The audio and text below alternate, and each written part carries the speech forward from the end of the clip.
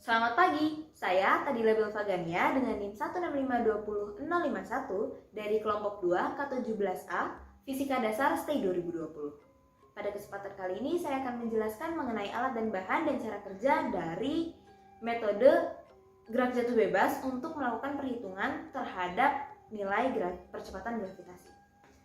Untuk alat dan bahannya di sini ada bola golf yang saya jadikan sebagai benda yang akan dijatuhkan. Kemudian ada timbangan, meteran,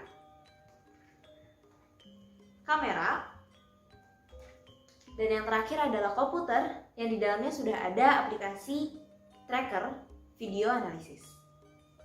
Di sini saya melakukan variasi terhadap ketinggian, antara lain 1 meter, 1,5 meter, dan juga 2 meter. Untuk cara kerjanya, pertama-tama kita harus menghitung atau mengukur massa dari bola atau benda yang akan kita jatuhkan menggunakan timbangan. Selanjutnya, kita mengukur dan memastikan agar ketinggian-ketinggian ini sudah sesuai menggunakan meteran.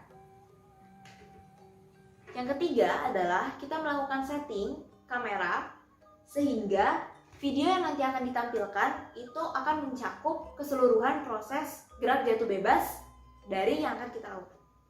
Selanjutnya, kita melakukan percobaan dengan cara menjatuhkan bola dari ketinggian yang kita inginkan. Setelah kita selesai melakukan percobaan, selanjutnya kita menggunakan aplikasi tracker video analisis untuk mengukur kecepatan akhir dan waktu dari gerak jatuh bebas. Selanjutnya, kita perlu membuka aplikasi tracker video analisis pada komputer yang kita miliki. Tahapan pertama yang perlu kita lakukan adalah mengimport video yang tadi telah kita rekam. Kemudian kita perlu menentukan frame dari gerak jatuh bebas yang ada pada video tersebut, kemudian menentukan patokan untuk dikalibrasi. Jangan lupa ubah ketinggian menjadi 1 meter atau disesuaikan. Kemudian, menjadikan aksis menjadi visible dan memusatkan perpotongan kedua garis aksis pada pusat massa benda. Yang keempat, klik track, kemudian new, kemudian point mass.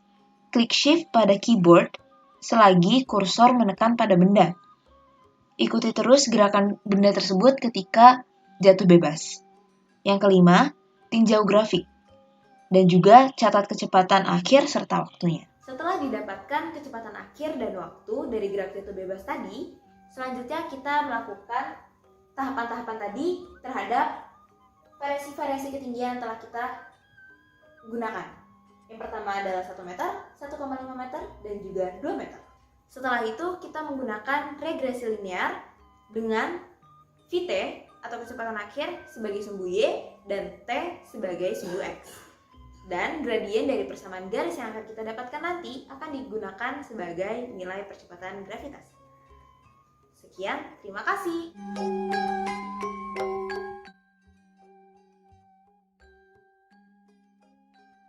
Kan adalah benda,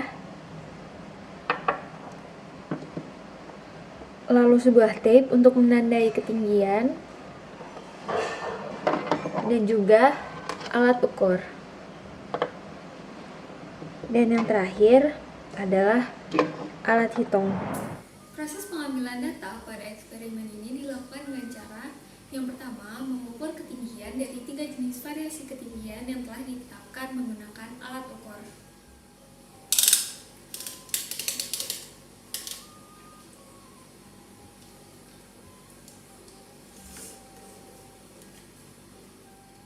Lalu, menandai tiap-tiap ketinggian dengan tape untuk memudahkan pengamatan saat akan melihat waktu dari benda yang dilepaskan. Benda akan dihitung waktunya menggunakan stopwatch mulai dari dilepaskan dari ketinggian tertentu hingga ia kembali menyentuh tanah. Eksperimen dilakukan pengulangan sebanyak 5 kali untuk tiap variasi ketinggian.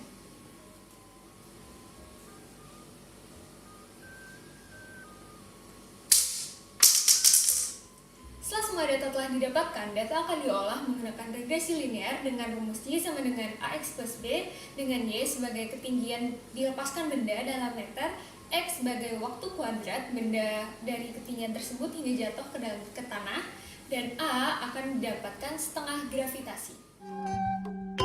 Saya Karawati Asteria Sricit Simatupang, NIM 165200065 dari kelompok 2 akan menjelaskan cara menentukan nilai gravitasi menggunakan metode bandul matematis. Di sini saya akan menjelaskan percobaan pertama dari kelompok kami, yaitu menggunakan simpangan lebih kecil atau sama dengan 10 derajat dengan variasi massa dan panjang tali. Variasi massa yang digunakan yaitu 25 gram dan 50 gram. Dan variasi panjang tali yang digunakan yaitu 20 cm, 30 cm, 40 cm, 50 cm, dan 60 cm. Alat bahan yang digunakan yaitu statif, tali, bandul, busur penggaris, dan stopwatch. Panjang tali yang digunakan yaitu 30 cm dengan massa 25 gram.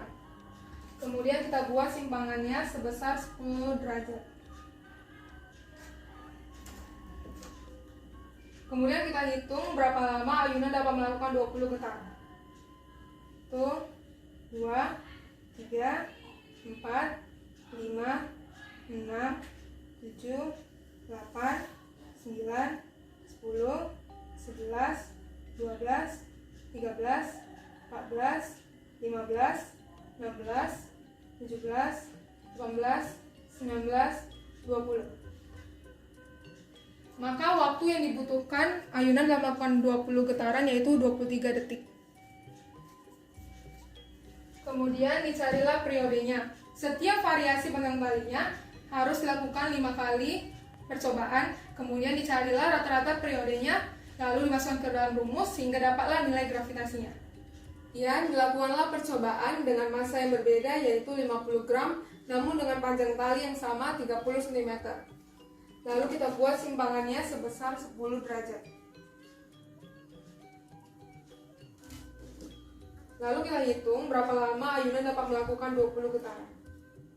1, 2, 3, 4, 5, 6, 7, 8, 9, 10, 11, 12, 13, 14, 15, 16, 17, 18, 19, 20. Maka waktu yang dibutuhkan adalah 23 detik. Lalu dicarilah periodenya, kemudian setiap variasi panjang tali dilakukan 5 kali percobaan. Disitulah dicari periode rata-rata, kemudian dimasukkan ke dalam rumus sehingga dapatlah nilai gravitasinya. Sekian dari saya, terima kasih. Halo, nama saya Dimas Farid Muzaki, NIM 165-237 dari kelompok 2 RBL kelas 17. Nah, pada kesempatan kali ini saya akan melakukan pengambilan data untuk percobaan penentuan percepatan gravitasi dengan metode bandul matematis. Nah, di sini seperti bisa dilihat saya sudah memiliki sebuah set alat untuk bandul matematis, yaitu ada sebuah statif, sini ada tali, dan bandulnya itu sendiri. Ini juga ada busur untuk membantu saya menentukan berapa sih sudut simpangan yang akan dilakukan. Nah, ini ada mister untuk mengukur panjang tali dan sebuah stopwatch. Nah, jadi cara kerja yang akan saya lakukan adalah di sini saya akan melakukan percobaan ayunan bandul dengan variasi sudut simpangan, dengan variasi sudut simpangan. Nah, setelah disimpangkan, bandul akan saya lepas, stopwatch akan saya nyalakan, dan membiarkan bandul berayun selama 20 kali. Nah, kalau sudah 20 kali, saya akan menghentikan stopwatch dan melihat berapa sih waktu yang dibutuhkan untuk bandul berayun sebanyak 20 kali. Nah, di situ saya akan bisa tahu berapa sih periode ayunan si bandul. Nah, yang dikatakan satu ayunan itu adalah, misalkan sini ada titik A, titik B, titik C. Nah, yang dikatakan ayunan itu adalah jika bandul bergerak dari A, B, C, ke B lagi, ke A lagi. Nah, seperti itu. Nah, tanpa berlama-lama, mari kita coba untuk variasi 15 derajat. Ini sudah ada stopwatch. Nah, bandul akan kita simpangkan sejauh 15 derajat. Ya, seperti ini. Yang kita lepaskan. 1, 2, 3, 4, 5, 6, 7, 8, 9, 10, 11, 12, 13, 14, 15, 16, 17, 18, 19, 20. Nah, jadi untuk 15 derajat ini waktu yang dibutuhkan adalah 26 detik. Nah, percobaan ini akan saya ulang terus-menerus sampai 5 kali untuk satu variasi sudut, dan akan diulang untuk setiap variasi sudut, yaitu ada 15 derajat, 20 derajat, 30 derajat, 40 derajat, dan 50 derajat. Sekian, terima kasih.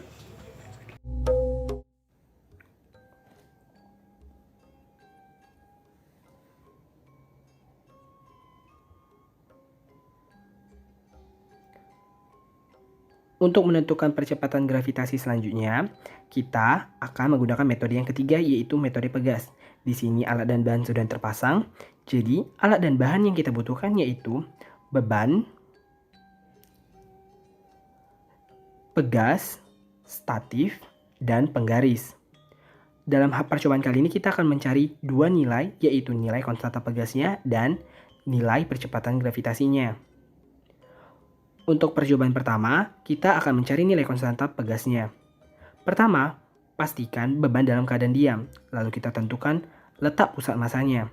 Di sini, letak pusat masanya terletak pada titik 23 cm. Lalu, tarik pegas sepanjang X. Di sini kita buat 16 cm, lalu lepaskan. Terlihat pegas melakukan gerak osilasi. Pusat massa dan ditarik sepanjang X itu akan menjadi perubahan panjangnya. Lalu untuk mencari kecepatannya kita akan menggunakan tracker pada Windows. Pada aplikasi tracker, kita akan mendapatkan kecepatan dari pegas dengan cara menentukan pusat massa di setiap detiknya. Untuk itu, perhatikan video berikut ini. Di sini terlihat letak pusat massa di setiap detiknya dan akan menampilkan grafik kecepatan dan tabel kecepatan pada bagian kanan atas dan bagian bawah. Untuk melihat grafik secara jelas, klik bagian atas di berikut ini. Lalu kita akan mendapatkan tabel dari grafik, kita akan mendapatkan grafik dari kecepatan pegas tersebut. Dan untuk menentukan kecepatan maksimumnya, carilah titik tertinggi atau amplitude tertinggi pada grafik tersebut. Di sini, amplitude tertinggi yaitu terletak pada 54,91 cm. Catat kecepatan tersebut pada tabel data. Setelah mencari kecepatan maksimum pada pegas, lakukan langkah sebelumnya dengan mengubah perubahan panjang, lalu cari kecepatan maksimum pada perubahan panjang tersebut. Kemudian untuk mencari data kedua dan ketiga, kita menggunakan massa beban yang berbeda. Lalu lakukan percobaan seperti percobaan pertama untuk mencari perubahan panjang dan kecepatan yang dijadikan sebagai regresi mencari konstanta dan pegas. Sekian dan terima kasih.